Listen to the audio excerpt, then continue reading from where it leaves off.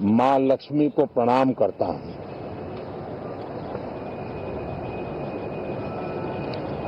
और ऐसे अवसर पर सदियों से हमारे यहां मां लक्ष्मी का पुण्य स्मरण किया जाता है।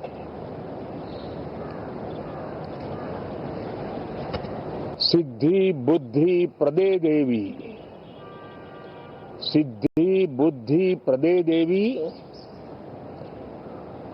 भुक्ति मुक्ति प्रदायिनी, भुक्ति मुक्ति प्रदायिनी, मंत्र मूर्ते सदा देवी, मंत्र मूर्ते सदा देवी, महालक्ष्मी नमोस्तुते, महालक्ष्मी नमोस्तुते। मां लक्ष्मी हमें सिद्धि और विवेक देती है, समृद्धि और कल्याण भी देती है। मैं मां लक्ष्मी से प्रार्थना करता हूं कि देश के हर गरीब एवं मध्यम वर्ग समुदाय पर मां लक्ष्मी की विशेष कृपा रहे। साथियों, हमारे गणतंत्र के 75 वर्ष पूरे हुए हैं।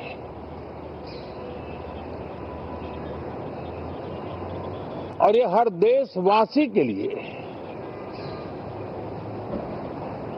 सर्वाधिक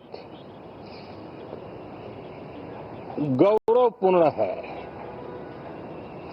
और विश्व के लोकतांत्रिक जगत के लिए भी भारत का ये सामर्थ्य अपनी एक विशेष स्थान बनाता है। साथियों, ये देश की जनता ने मुझे तीसरी बार ये दायित्व दिया है और इस तीसरे कार्यकाल का ये पहला पूर्ण बजट है।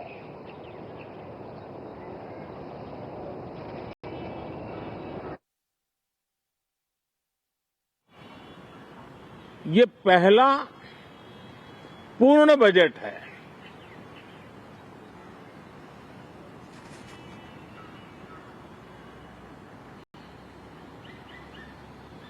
और मैं विश्वास से कह सकता हूं कि 2047 जब आजादी के 100 साल होंगे, विकसित भारत का जो संकल्प देश ने लिया है, ये बजट सत्र, ये बजट एक नया विश्वास पैदा करेगा, नई ऊर्जा देगा कि देश जब आजादी के 100 साल मनाएगा तब विकसित होकर रहेगा। 140 करोड़ देशवासी अपने सामूहिक प्रयास से इस संकल्प को परिपूर्ण करेंगे। तीसरे टर्म में हम मिशन मोड में देश को सर्वांगीण विकास की दिशा में, चाहे वो भौगोलिक रूप से हो, सामाजिक रूप से हो या आर्थिक भिन्न भिन्न स्तर के संदर्भ में हो, हम सर्वांगीण विकास के संकल्प को लेकर के मिशन मोड में आगे बढ़ते जा रहे हैं। इनोवेशन, इंक्लूजन और इन्वेस्टमेंट, ये लगातार हमारे आर्थिक गतिविधि के रोड मैप का आधार रहा है। इस सत्र में हमेशा की तरह कई ऐतिहासिक बिल पर सदन को चर्चा होगी और व्यापक मंथन के साथ वो राष्ट्र की ताकत बढ़ाने का काम करने वाला कानून बनेंगे। विशेषकर नारी शक्ति के गौरव को पुनः प्रस्थापित करना, पंथ संप्रदाय के भेद से मुक्त होकर के हर नारी को सम्मानपूर्ण जीवन मिले, उसको भी समान अधिकार मिले, उस दिशा में इस सत्र में कई महत्वपूर्ण निर्णय लिए जाएंगे। Reform, perform and transform. जब विकास की तेज गति को प्राप्त करना होता है तो सबसे ज्यादा बल रिफॉर्म पर रहता है। राज्य और केंद्र सरकार ने मिलकर के परफॉर्म करना होता है और जन भागीदारी से हम ट्रांसफॉर्मेशन देख सकते हैं। हमारा युवा देश है, युवा शक्ति है और आज जो 20-25 साल की आयु के नौजवान हैं, जब वो 45-50 साल के होंगे तब वो विकसित भारत का सबसे बड़े बेनिफिशियरी होने वाले हैं। उम्र के उस पड़ाव पे होंगे, नीति निर्धारण की व्यवस्थाओं में उस जगह पे बैठे होंगे कि वे गर्व के साथ आजादी के बाद जो शताब्दी शुरू होगी, एक विकसित भारत के साथ आगे बढ़ेंगे। और इसलिए ये विकसित भारत के संकल्प की पूर्ति का प्रयास, ये अथाग मेहनत आज जो हमारे टीनेजर्स हैं, हमारी युवा पीढ़ी है, उनके लिए ये एक बहुत बड़ा तोहफा बनने वाली है। जो लोग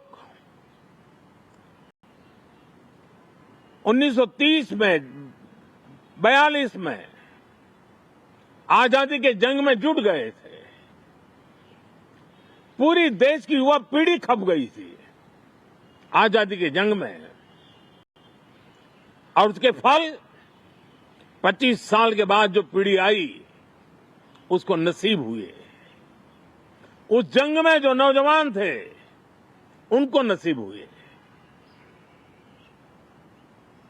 आजादी के पूर्व के वो 25 साल आजादी के जश्न मनाने का अवसर बना। वैसे ही ये 25 वर्ष समृद्ध भारत, विकसित भारत, ये संकल्प से सिद्धि और सिद्धि से शिखर तक पहुंचने का देशवासियों का इरादा। और इसलिए बजट सत्र में सभी सांसद विकसित भारत को मजबूती देने के लिए अपना योगदान देंगे।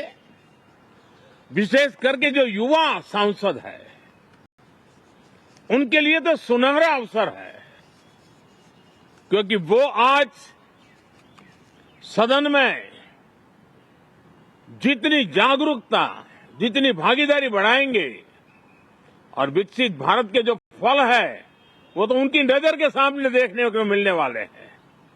और इसलिए युवा सांसदों के लिए एक अनमोल अवसर है। साथियों, मैं आशा करता हूं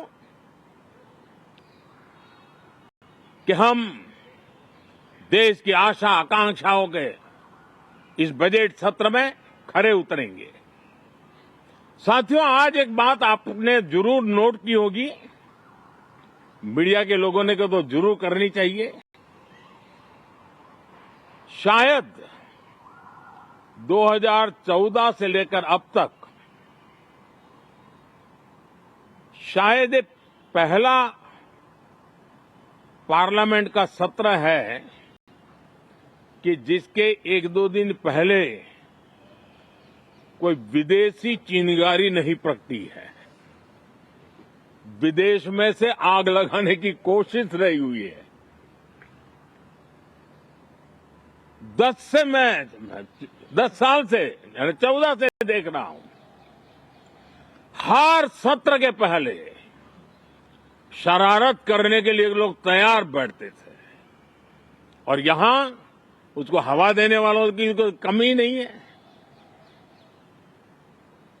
ये पहला सत्र मैं पिछले 10 साल के बाद देख रहा हूं कि जिसमें किसी भी विदेशी कोने से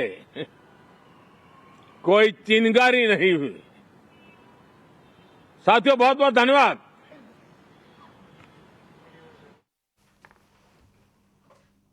अद्भुत शुरुआत, बजट सत्र की शुरुआत हो चुकी है और ये शुरुआत प्रधानमंत्री नरेंद्र मोदी जी के संबोधन के साथ हुई, जहां वो देश के विकास, ग्रोथ पर विश्वास और विकसित भारत के आगाज की बात कर रहे थे। आपको बता दें 11 बजे राष्ट्रपति जी का अभिभाषण होगा और 12 बजे वित्त मंत्री इकोनॉमिक सर्वे पेश